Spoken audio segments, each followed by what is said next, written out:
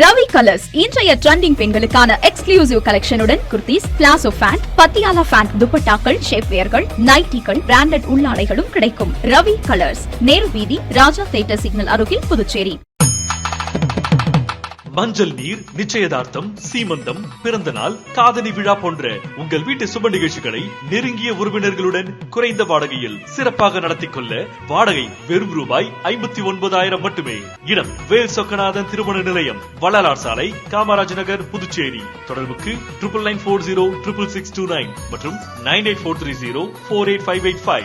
வணக்கம். முக்கிய செய்திகள். புதுச்சேரி தமிழகத்தில் வேட்பாளர்களுக்கு புதிய வசதி.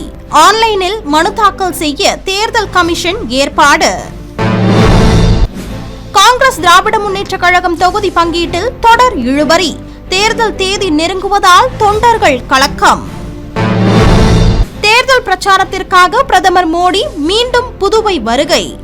பாரதிய ஜனதா கட்சி மாநில தலைவர் VP ராமலிங்கம் தகவல். புதுச்சேரியில் 30 தொகுதியிலும் தனித்து போட்டி. பாட்டாளி மக்கள் கட்சி நிர்வாகிகள் கூட்டத்தில் முடிவு. நம்ம பாண்டிச்சேரிக்கு ரிலையன்ஸ் ஃபேஷன் வேர்ல்ட் வந்தாச்சு. குவாலிட்டியான பிராண்டட் ஆடைகள் கம்மியான விலையில. எங்க தெரியுமா? அண்ணா சாலை ரத்னா தியேட்டர் பக்கத்துல இருக்க நம்ம ரிலையன்ஸ் ஃபேஷன் வேர்ல்ட் தான். இங்க கலெக்ஷன்ஸ் எல்லாமே ட்ரெண்டுக்கு ஏத்த மாதிரி இருக்கு. 1999 ரூபாய்க்கு மேல பர்ச்சேஸ் பண்ற அனைவருக்கும் Cello brand kettle, John Players duffel bag மற்றும் அமெரிக்கன் டூரிஸ்டர் ட்ராலி பேக் போன்ற பரிசுகளும் இருக்கு. பிராண்டட் ஆடைகள் வாங்க Anna Salai Reliance Fashion World வாங்க. Reliance Fashion World, Anna Salai Ratna theatre அருகில், புதுச்சேரி. இனி விரிவான செய்திகள். தமிழகம் மற்றும் புதுச்சேரியில் முதல் முறையாக வேட்பாளர்கள் ஆன்லைன் மூலம் வேட்புமனு தாக்கல் செய்யும் வசதியை தேர்தல் கமிஷன் அறிமுகம் செய்துள்ளது. தமிழகம், புதுச்சேரி உட்பட 5 மாநிலங்களுக்கு சட்டசபை தேர்தல் தேதியை தேர்தல் கமிஷன் அறிவித்துள்ளது. இதனை அடுத்து தேர்தல் கமிஷனும் தனது பணியை முடுக்கிவிட்டுள்ளது. தேர்தல் நடைமுறையில் பல்வேறு புதிய யுக்திகளை அறிமுகம் செய்து வரும் தேர்தல் கமிஷன் தற்போது நடைபெறவுள்ள 5 மாநில சட்டசபை தேர்தலிலும் புதிய நடைமுறையை அறிமுகம் செய்துள்ளது. அதாவது தேர்தல் நடைமுறைகளை நவீனப்படுத்தும் நோக்கில் வேட்பாளர்கள் இனி ஆன்லைன் மூலமாகவே தங்கள் வேட்புமனுக்களை தாக்கல் செய்யலாம் என்று இந்திய தேர்தல் கமிஷன் அறிவித்துள்ளது. வேட்பாளர்கள் இதுவரை தேர்தல் நடத்தும் அலுவலர் அலுவலகத்திற்கு நேரில் சென்று மட்டுமே மனு தாக்கல் செய்து வந்தனர். தற்போது வீட்டில் இருந்தபடியே ஆன்லைன் மூலம் தங்களது வேட்புமனுவை தாக்கல் செய்யலாம். இதற்கென பிரத்யேக இணையதளத்தை தேர்தல் கமிஷன் பயன்பாட்டிற்கு கொண்டு வந்துள்ளது. இந்த தளத்தில் வேட்பாளர்கள் தங்களுக்கென ஒரு தனிப்பட்ட கணக்கை உருவாக்கி தங்கள் வேட்புமனுவை தயார் செய்ய முடியும். மேலும் தரவுகளில் பிழைகள் ஏற்படுவதை தவிர்க்கவும் கடைசி நேர பதற்றத்தை குறைக்கவும் இந்த வசதி பெரிதும் உதவும் எனவும் கூறப்படுகிறது. மேலும் இதன் மூலம் தேவையற்ற காத்திருப்பும் அலுவலக வளாகங்களில் ஏற்படும் நெரிசலும் தவிர்க்கப்படும். மேலும் வேட்புமனுவுடன் செலுத்த வேண்டிய வைப்பு தொகையை இனி டிஜிட்டல் முறையில் ஆன்லைன் வாயிலாகவே செலுத்தலாம். அதே சமயம் இணைய வசதி இல்லாதவர்கள் அல்லது பழைய நடைமுறையை பின்பற்ற விரும்புவோருக்காக அரசு கருவூலத்தில் ரொக்கமாக செலுத்தும் வசதியும் தொடர்ந்து செயல்பாட்டில் இருக்கும் என தெரிவிக்கப்பட்டுள்ளது. மேலும் வேட்புமனு தாக்கலுக்கு மிக அவசியமான வாக்காளர் சான்றிதழை ஆன்லைன் மூலமாகவே விண்ணப்பித்து பெற்றுக்கொள்ளும் வசதியும் வேட்பாளர்களுக்கு கூடுதல் பலமாக அமைந்துள்ளது. தேர்தல் தேதி அறிவித்த பின்னரும் காங்கிரஸ் திராவிட முன்னேற்ற கழகம் கூட்டணி தொகுதி பங்கீடு இழுபறியால் தொண்டர்கள் கலக்கத்தில் உள்ளனர். தமிழகத்தை போல் புதுச்சேரியில் திராவிட முன்னேற்ற கழகம் காங்கிரஸ் கூட்டணி தொடரும் என்று இரு கட்சி தலைமையும் உறுதி செய்துள்ளன. ஆனால் புதுச்சேரியில் கூட்டணிக்கு யார் தலைமை வகிப்பது, கூடுதலான தொகுதிகளில் போட்டியிடுவது என்பதில் இரு கட்சிக்கும் இடையே கடும் போட்டி நிலவி வருகிறது. புதுவையில் கடந்த 14ஆம் தேதி காங்கிரஸ் திராவிட முன்னேற்ற கழகம் இடையே நடைபெற்ற முதல் கட்ட பேச்சுவார்த்தையில் எந்த முடிவும் எட்டப்படவில்லை. தொடர்ந்து 2ஆம் கட்டமாக மார்ச் 16ஆம் தேதி தனியார் ஹோட்டலில் திராவிட முன்னேற்ற கழகம் பொறுப்பாளர் ஜெகத் ரட்சகன் தலைமையிலும் காங்கிரஸ் மேலிட பொறுப்பாளர் கிரீஷ் சோழங்கர் தலைமையிலும் நடைபெற்ற பேச்சுவார்த்தையில் உடன்பாடு ஏற்படவில்லை. இதனால் தொகுதி பங்கீட்டில் இழுபறி நீடித்து வருகிறது. இதனிடையே புதுச்சேரியில் அடுத்த மாதம் 9ஆம் தேதி சட்டசபை தேர்தல் நடைபெறும் என்று தலைமை தேர்தல் ஆணையம் அறிவித்துள்ளது. இதற்கான வேட்புமனு தாக்கலும் மார்ச் 16ஆம் தேதி தொடங்கியுள்ளது. இந்நிலையில் சென்னை அறிவாலயத்தில் மார்ச் 17ஆம் தேதி செவ்வாய்க்கிழமை புதுவை திராவிட முன்னேற்ற கழகத்தினருக்கான வேட்பாளர்கள் நேர்காணல் நடைபெறும் என்று அறிவிக்கப்பட்டுள்ளது. இதேபோல் காங்கிரஸ் கட்சியினரும் டெல்லி சென்று கட்சி தலைமையிடம் பேச்சுவார்த்தையில் ஈடுபட்டு வருவதாகவும் கூறப்படுகிறது. இதனிடையே புதுவை மாநிலத்தில் இந்தியா கூட்டணியில் தொகுதி பங்கீடு, யார் யாருக்கு எந்தெந்த தொகுதிகள் என்று எதுவுமே முடிவடையவில்லை. இதனால் அந்த கட்சியில் போட்டியிட திட்டமிட்டுள்ள வேட்பாளர்கள் இன்னும் தொகுதிகள் இறுதி செய்யப்படாததால் மிகுந்த கலக்கத்தில் உள்ளனர். தேர்தல் பிரச்சாரத்திற்காக பிரதமர் மோடி மீண்டும் புதுவை வருகிறார் என்று பாரதிய ஜனதா மாநில தலைவர் VP ராமலிங்கம் தெரிவித்துள்ளார். புதுச்சேரியில் சட்டசபை தேர்தலுக்கான தேதி அறிவிக்கப்பட்டுள்ளது. இதனைத் தொடர்ந்து மார்ச் 16ஆம் தேதி முதல் வேட்புமனு தாக்கலும் தொடங்கியுள்ளது. இந்நிலையில் பிரதமர் மோடி தேர்தல் பிரச்சாரத்திற்காக புதுவை வருகிறார் என்றும் அப்போது ரோட் ஷோ நிகழ்ச்சியில் கலந்து கொண்டு பொதுமக்களிடம் ஆதரவு திரட்டுகிறார் என்றும் இதற்கான தேதி இன்னும் உறுதியாகவில்லை எனவும் பாரதிய ஜனதா கட்சி மாநில தலைவர் VP ராமலிங்கம் கூறியுள்ளார்.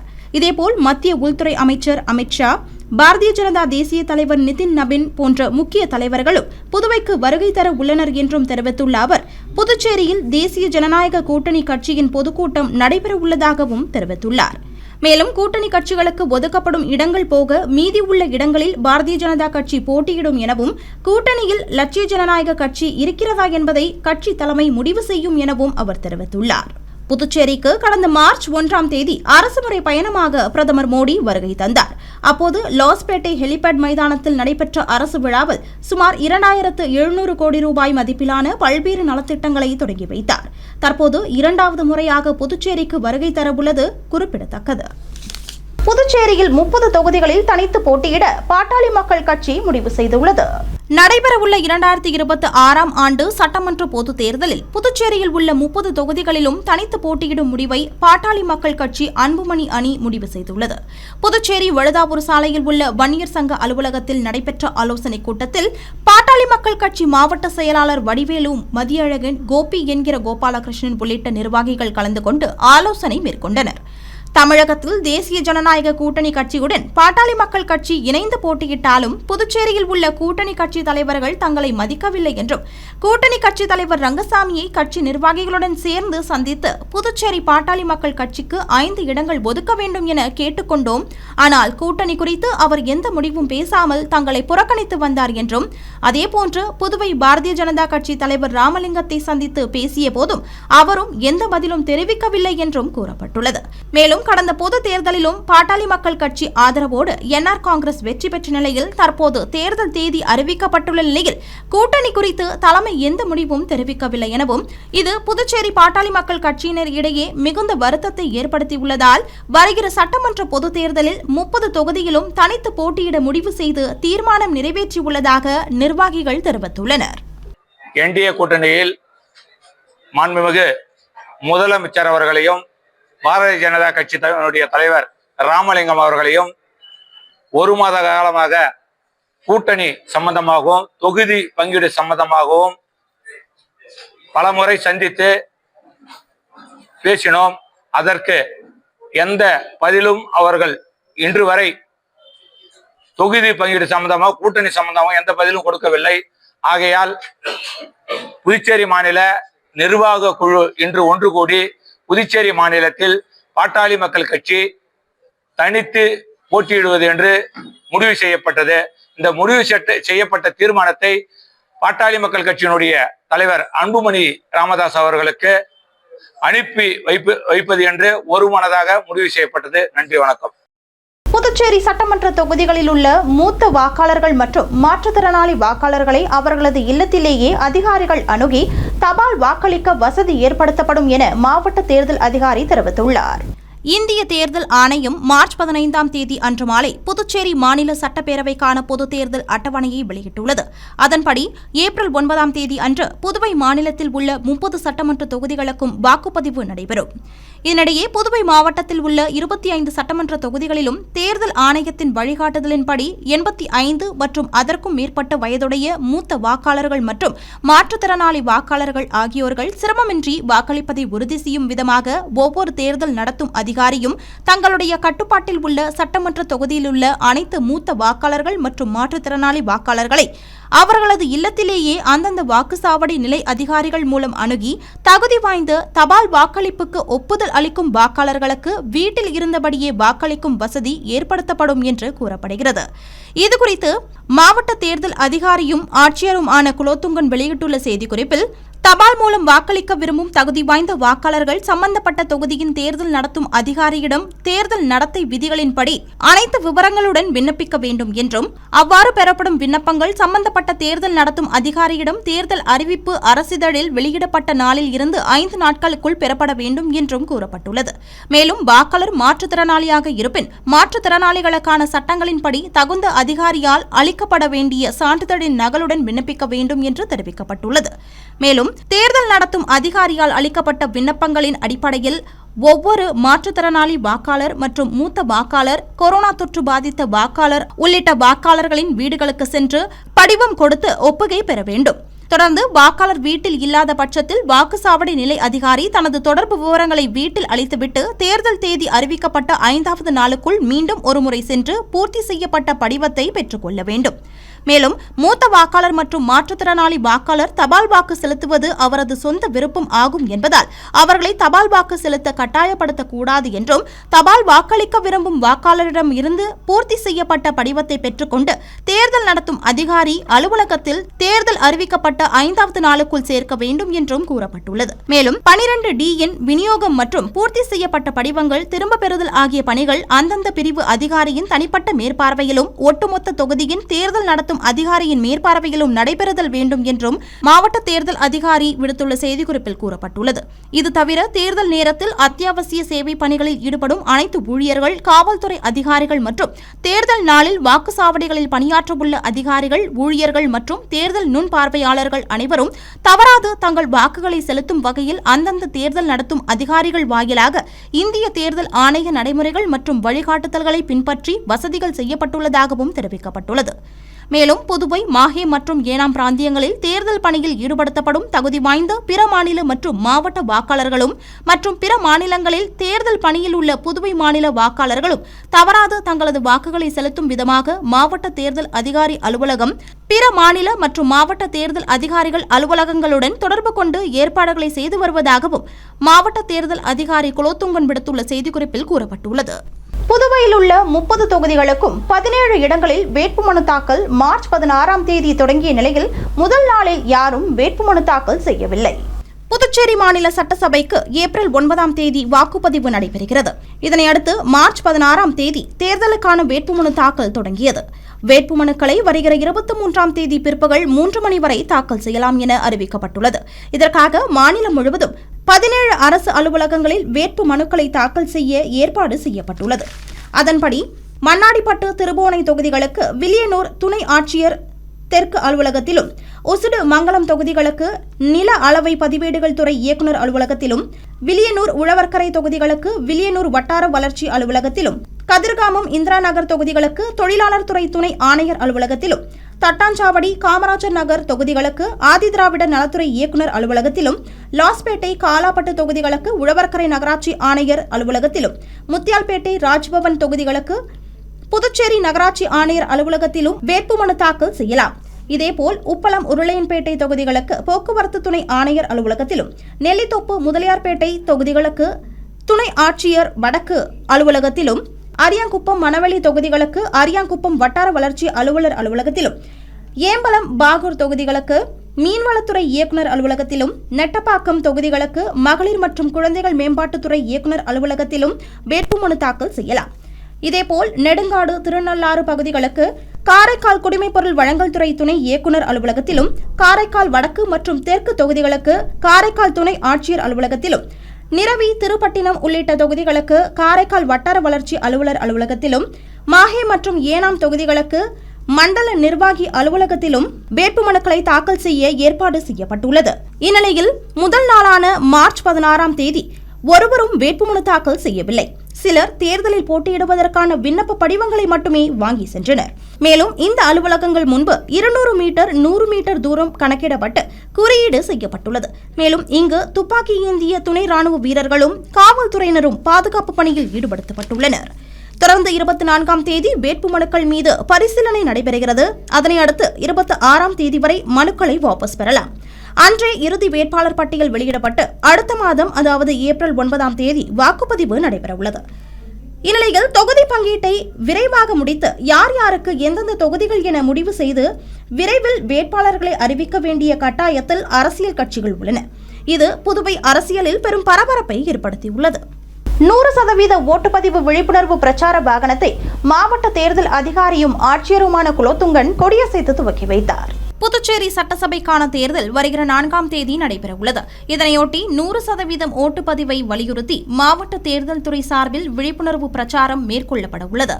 இந்த பிரச்சார வாகனம் மாவட்ட தேர்தல் அதிகாரியும் ஆட்சியருமான குலோத்துங்கன் கொடியசைத்து துவக்கி வைத்தார்.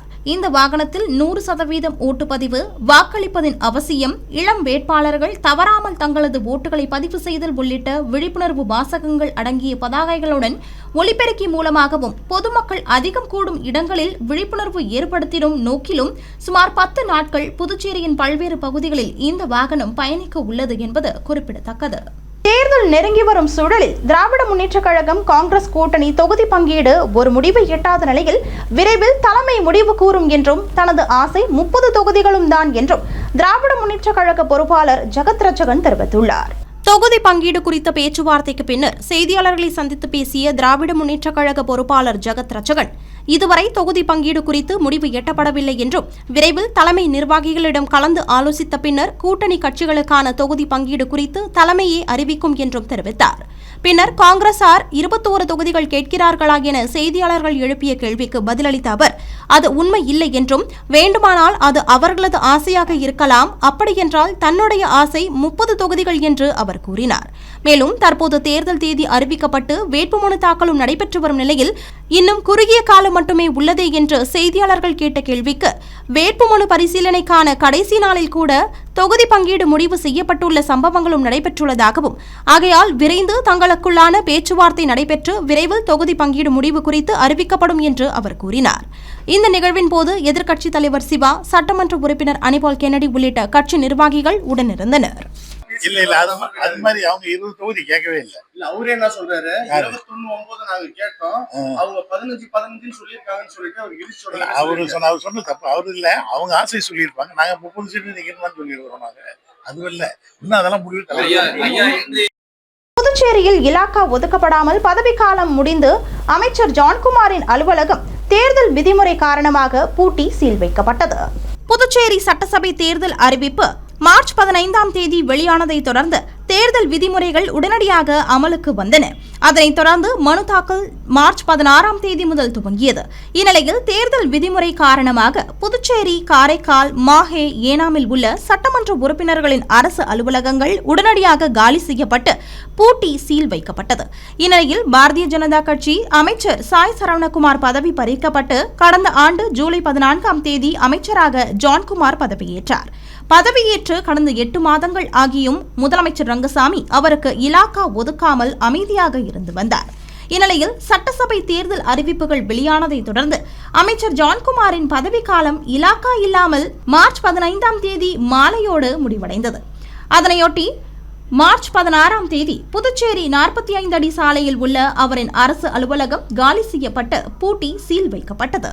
விரைவில் அடுத்த கட்ட பேச்சுவார்த்தை நடத்தி தொகுதி பங்கீடு குறித்து முடிவு செய்யப்படும் என்று காங்கிரஸ் கட்சி மாநில தலைவர் வைத்திலிங்கம் தெரிவித்துள்ளார்.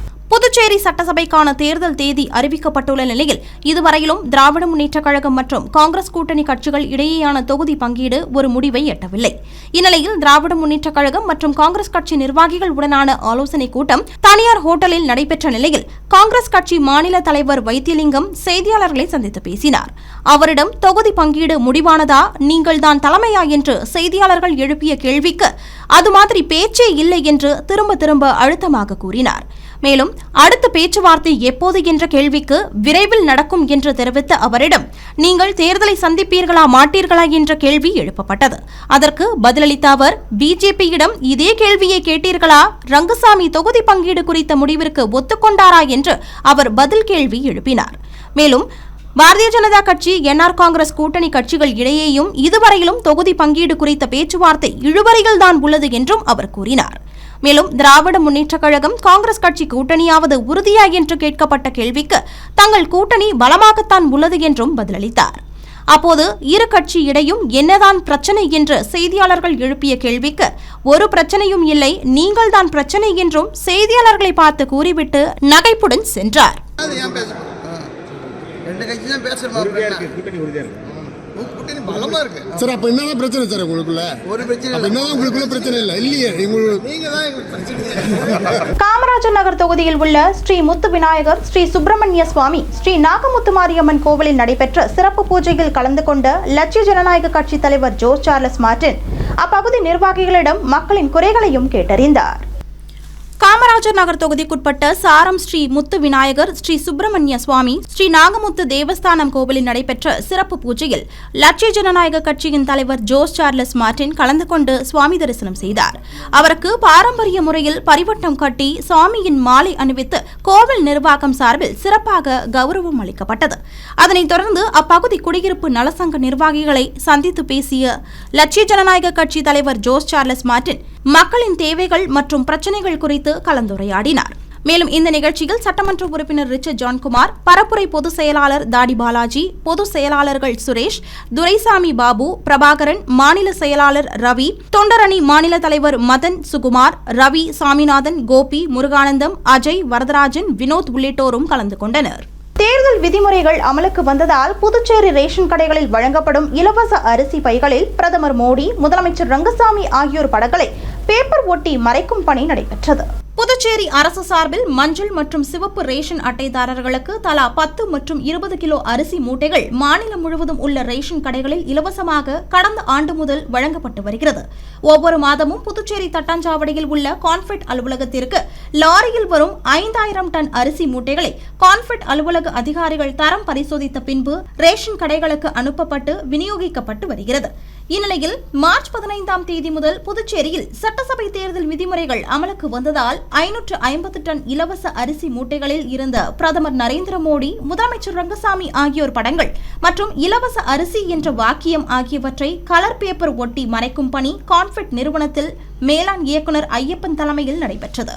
இதற்கு அடுத்து வரும் அரிசி மூட்டைகள் எந்த படங்களும் மற்றும் வாசகங்களும் இல்லாமல் வெள்ளை நிற பைகளில் வரும் எனவும் மேலாண் இயக்குநர் ஐயப்பன் தெரிவித்துள்ளார். இனி வருவது புதுவையில் இன்றைய தங்கம் மற்றும் வெள்ளி விலை நிலவரம்.